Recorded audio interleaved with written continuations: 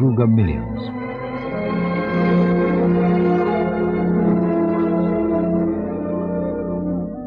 There is something about tales of buried treasure, the magic phrase X marks the spot, doubloons and pieces of 8, ancient parchment maps, that appeals to the romantic in us all. In Africa, there is a wealth of myth and legend to inspire treasure hunters.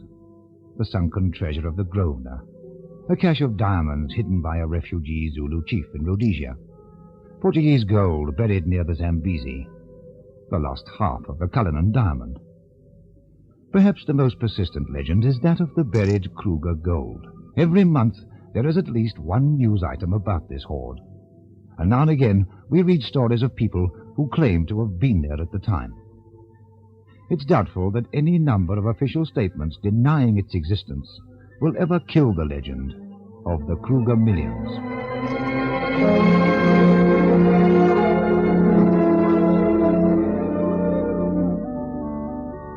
August 1900.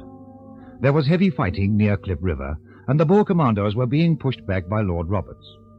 In Pretoria, President Kruger and his cabinet were making plans to move to a new capital at Machadodorp, near Delagoa Bay. One afternoon, Umpol sent for his coachman, Johannes Swartz. The English are coming, Swartz. They will catch me if I stay here, and I want to know if you will come with me when I leave. Leave, Meneer the President? We are going to Machadodorp, Swartz. I am having a special train fitted out for myself and members of my cabinet. I will do my duty, Umpol. What is it you wish me to do?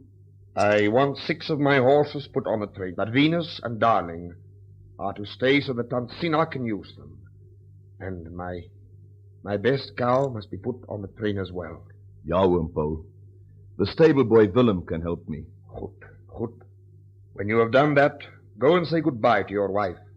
Then come back here. I want you to drive me through the town in a spider so that everyone can see me. Ja, Umpol. What time do you wish me to come back for you this evening, Umpol? Swartz loaded the horses and the cow onto the presidential train. And then at 7 in the evening, he called for the president in the spider. They drove round the town so that everyone could see Umpol.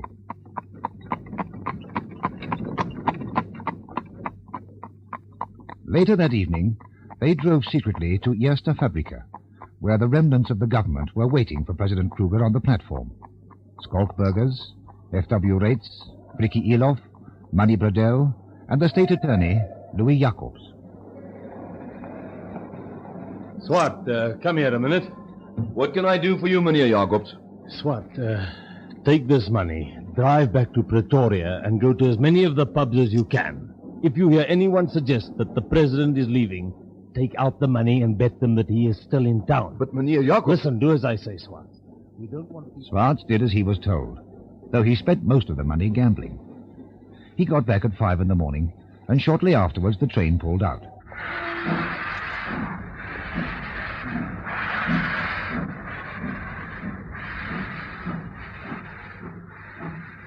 For 6 days, President Kruger and his government stayed at Machadodorp until they heard the news of the capture of Pretoria.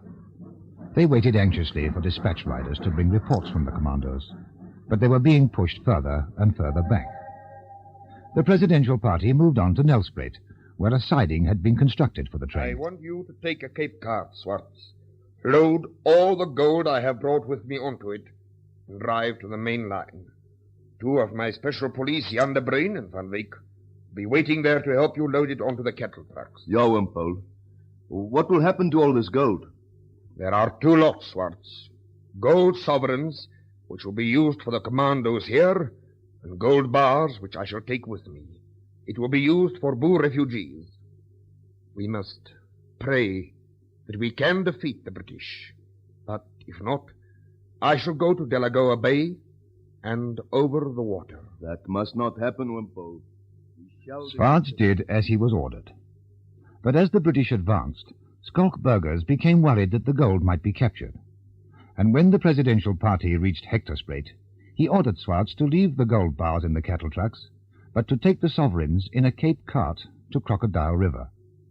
From there he journeyed to Leidenburg, then to Roos Senekal, following the president as he moved his headquarters. Guerrilla warfare had now started in earnest. At Ruas-Senekal, Swartz saw the last of his precious load. A council meeting was held between the leaders of different commandos, and the golden sovereigns were divided between them. Swartz later recorded, Now, it's no good asking me what happened to the money after that. I know the names of all the commandants, but what they did with the sovereigns, I have no idea. I saw the president just before he sailed from Delagoa Bay, and he told me that the gold bars were going with him over the water. I am still waiting for my share of the Kruger Millions, but I am not one of the fools that go digging like moles, hoping to find the gold under a thorn tree in the bushveld.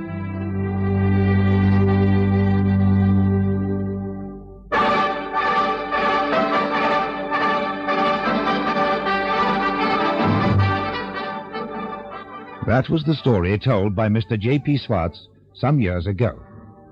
Now, there's no doubt that when President Kruger left Pretoria, he took with him Republican Treasury funds to finance the commandos and some gold bars. According to Dr. Krauser, then Commandant of Johannesburg, the amount was £500,000. According to Colonel Rates, son of F.W. Rates, it was only £80,000. Other, less reliable informants state that it was over £1 million. But the question is, what happened to the gold? Dr. Krauser wrote, On August the 28th, the train continued its retirement eastwards and reached the Lorenzo Marx border. The president stood sadly in the doorways of his coach, looking over the Komati River. And thus they left the Transvaal.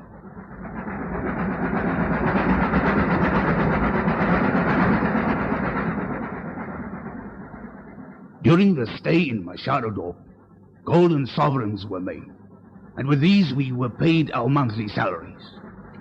In Lorenzo Marx, the full amount was paid out, and by this time I am convinced there was not much gold left.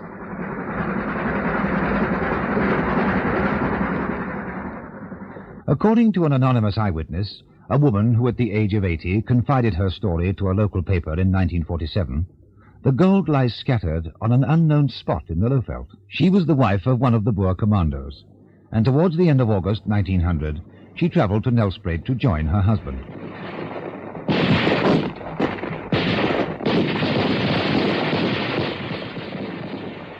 The president's train had been shunted onto a sideline and was heavily guarded. But the British artillery found the range, and the Boer troops hurriedly prepared to evacuate the president and his staff. But there came a direct hit on the baggage van.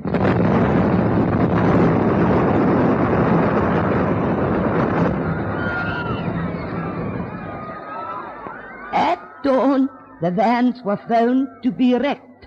Twisted metal and smashed woodwork, pieces of glass were scattered about. The vans had been torn apart, and everything, including the gold, tossed over the veld. In the same edition of the paper, there was a statement by old Andries Bainkies, a colored pensioner reputed to be 108 years old, who had been Umpol's coachman before Swartz, and who accompanied the presidential train. Bainkies said, I have seen so much money that I cannot sleep. I am sure I could find the spot again if someone would take me to Barberton. I saw 5 ox wagons laden with treasure chests crossing the Crocodile River near Barberton. By some abandoned prospecting holes, the gold was buried, and the boxes were sewn in oilcloth before they was lowered into a deep hole. But of all the tales about the missing Kruger millions, the one that has gained the widest belief is that it now lies on the bottom of the ocean. Shortly before President Kruger went over the water, a small sloop sailed into Delagoa Bay and entered the harbor under a mysterious charter. According to eyewitnesses, a number of small but heavy boxes were taken aboard and cemented to the hold.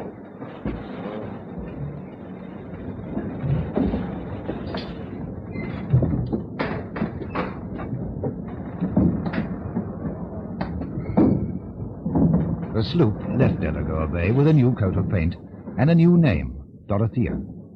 But shortly after leaving port, she struck bad weather and went down with all hands off Cape Vidal.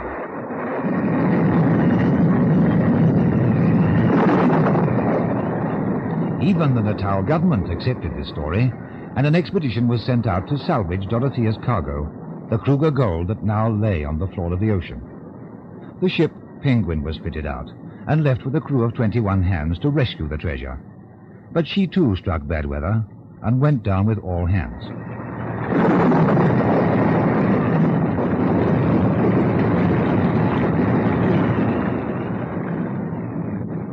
Lost at sea.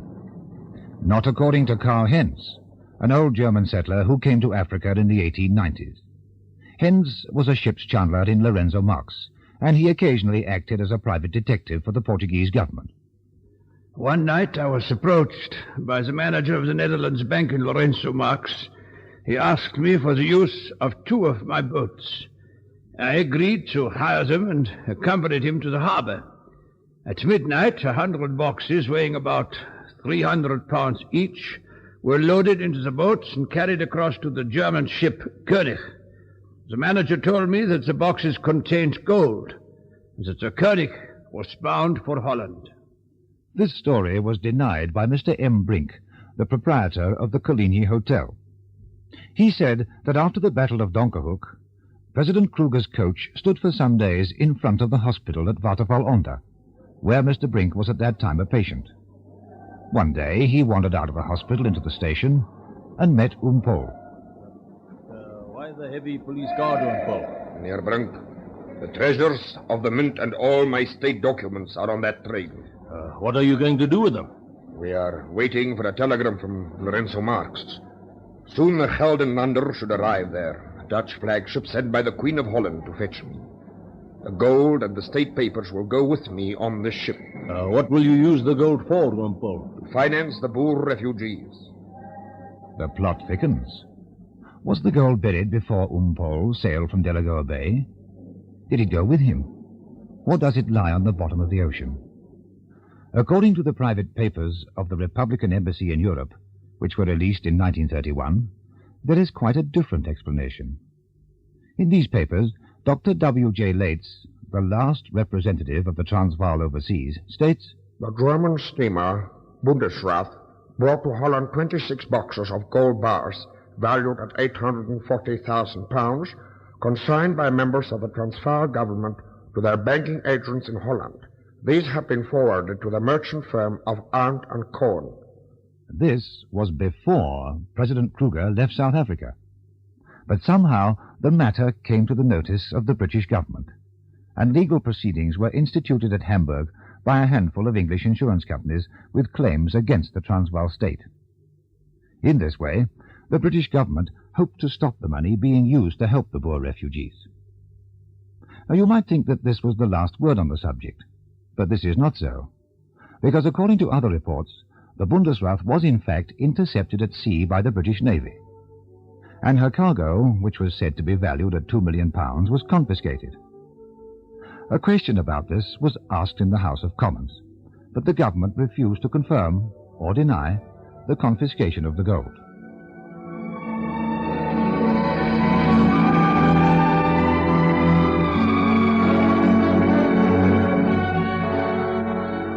Lost at sea? Confiscated by the British? Buried in the Transvaal? Blown to pieces? Well, according to a Johannesburg military pensioner, Mr. H.W. Seward, none of these things happened. He knows, because he helped to hide the Kruger Millions. This pensioner, with his brother, Mr. H.R. Seward, and Mr. J. Cordielson, traveled northwards on the presidential train.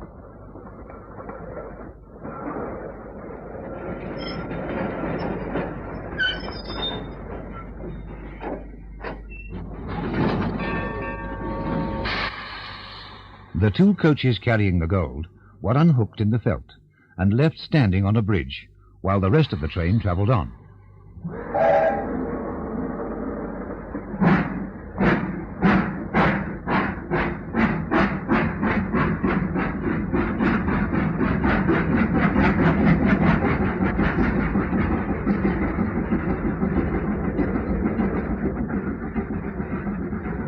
right. Your brother and I will unload the other carriage seaward.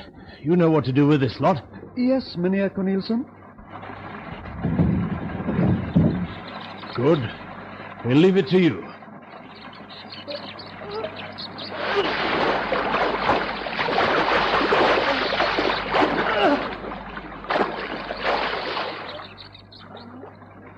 And the young seaward, only 12 at the time, threw the gold bars into the river, while his companions loaded the contents of the other carriage onto 2 mule wagons and drove away to bury the gold in the bush. In 1952, Mr. H.W. Seward revealed his secret and said, "My brother and Mr. Cornelissen took an oath never to reveal the hiding place, and they kept this to their death. Not another soul knew where the gold was buried. I was only 12 at the time, but I remember which way the wagons went, and if I don't get permission to look for the gold, I won't tell anyone else where it is. If I do get permission, I shall go at once to the river I remember so well." Mr. Seward was certain that he knew where the gold was hidden, but many others have been just as certain. One of these was the notorious Daniel Swart, who, along with a man called Pretorius, is said to have unearthed the Kruger Millions while on commando during the Boer War. Pretorius was never seen again. Then, in 1903, Swart organized an expedition with S.P. van Niekerk. They traveled beyond Leedsdorp and, according to Swart, discovered the gold. But he did not intend to share his treasure with anyone else. He shot his companion in the back. He was arrested and tried for murder, but he refused to say anything about the gold. If Daniel Swart did know the secret of the Kruger Millions, it died with him on the scaffold.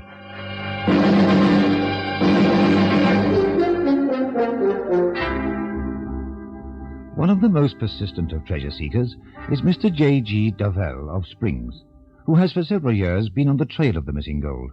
According to Mr. Davell, the treasure was taken by 2 ox wagons from Hectorspruit. The party was attacked by natives, and while the fight was still on, some enterprising members of the party managed to bury the treasure between 2 trees, into which they drove nails so they would find them again. Mr. Davell thinks he's found the trees, but he's been digging the site without success for some years. Ever since the end of the Great War, there have been a succession of reports on the Kruger Millions. Some fanciful, some incredible, some strangely believable. Farmer finds wagon clue to buried Kruger Millions. Mr. H. Martins, a Lowveld farmer, has unearthed portions of a small horse-drawn wagon which he believes was used to transport gold. According to a story that is well known in this area, the wagon was carrying gold from Pretoria as the British forces were advancing. The wagon broke down, and the gold was buried, with pieces of the wagon used to mark the spot. A resident of Kempton Park claimed that he had come within 3 feet of the Kruger Millions. Here's Mr. Benjamin van Dijk, whose quest for the treasure dates from 1932. Last month, after protracted negotiations, South African Railways Administration granted him permission to dig on railway ground in the Leidenburg area. Mr. van Dijk claims to have an old map that enabled him to find the exact spot where the treasure is buried. But his capital was exhausted after he had dug down 8 feet. According to the map, he had only another 3 feet to go. Midnight diggers seeking Kruger gold. Mystery men hide as cars approach. These people are digging at a site beside the road between Pretoria and Silverton. Permission to dig was refused by Pretoria University, who owns the ground, but in spite of the refusal, a gang of men has started working there. This treasure seeking is inspired by one of President Kruger's guards, who stated that he had seen the treasure being buried in this area, and the story goes that young trees were planted on the spot after the gold was hidden.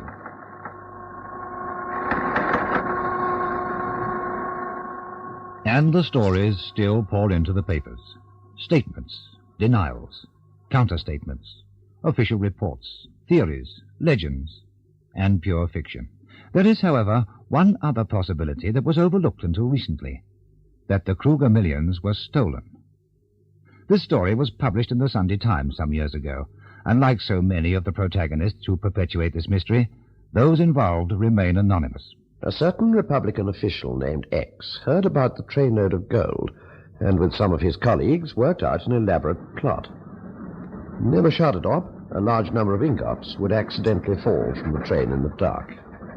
Accomplices would bury the gold near the track and leave it there until the search had fizzled out.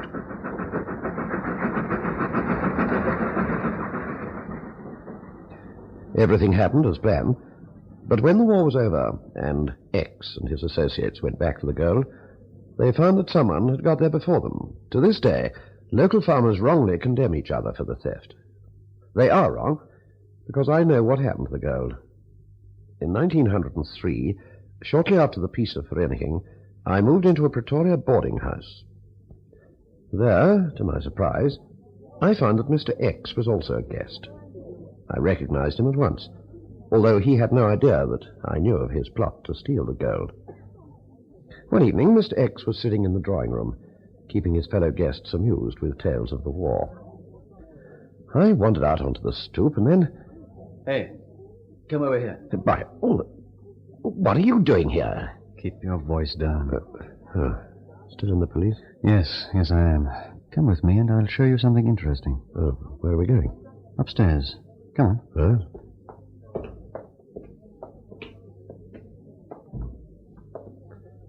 My old friend from the police led me upstairs and into X's room.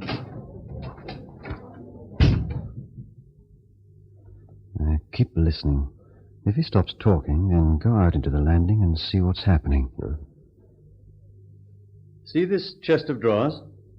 Try pulling out this biggest drawer. All right. What on earth has he got in here? Yeah. Let's pull together.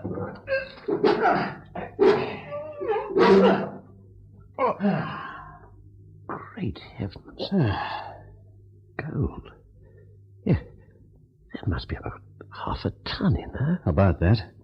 X must have brought it here in easy stages. Are you investigating this for the police? No, for myself. Oh. X approached me and asked if I would help him smuggle it out of the Transvaal. Look, you know as well as I do that X did the dirty on his friends before. It's the only way he could have got on the gold. Now be careful. I wouldn't trust him.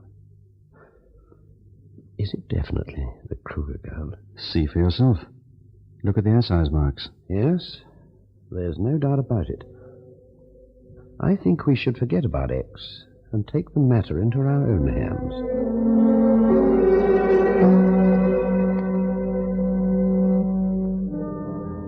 But we did nothing. Somehow X managed to sell some of the gold and left the country.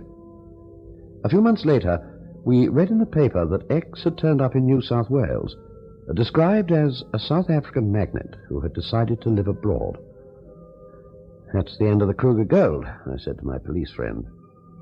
And since then we've chuckled whenever we read of expeditions hunting for the hoard that no longer exists.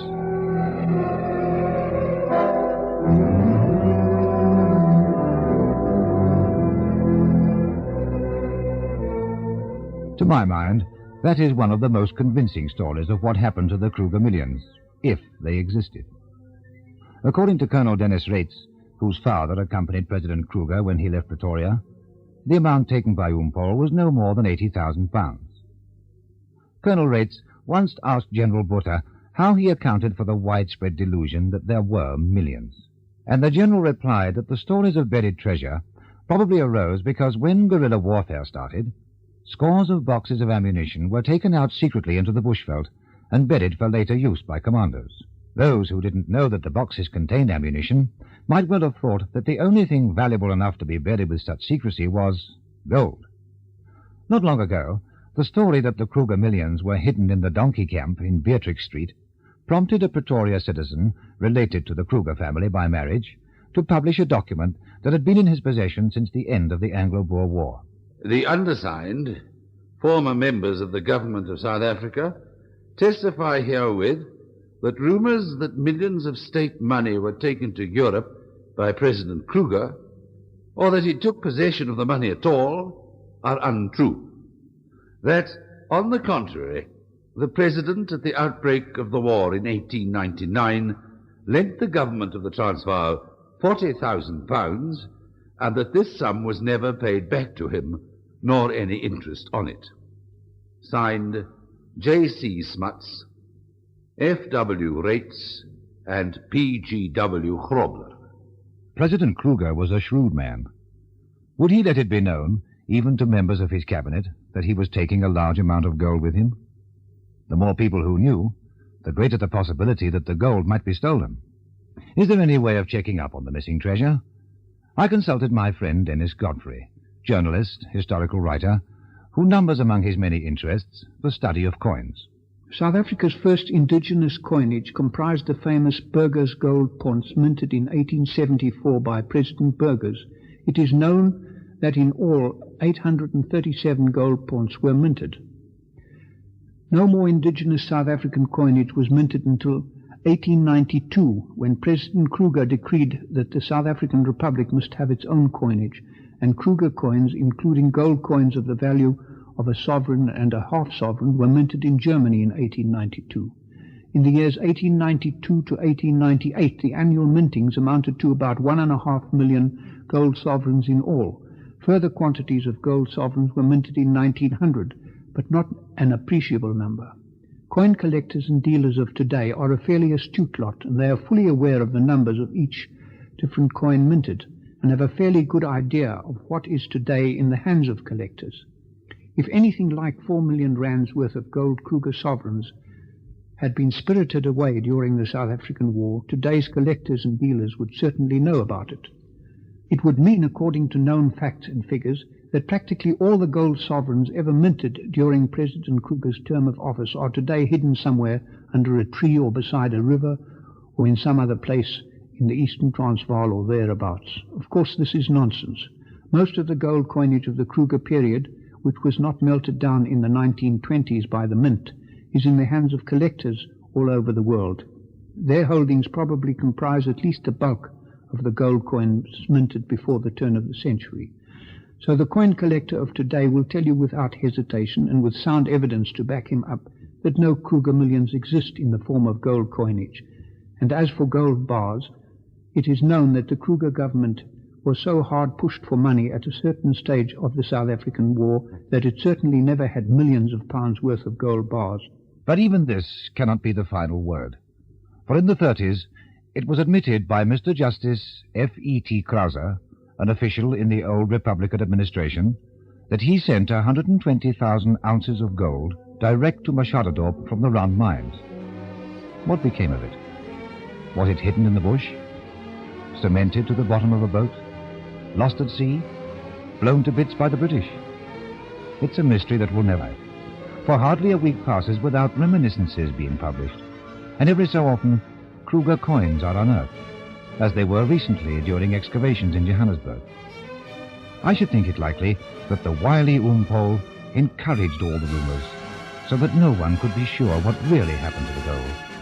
What became of the legendary Kruger Millions?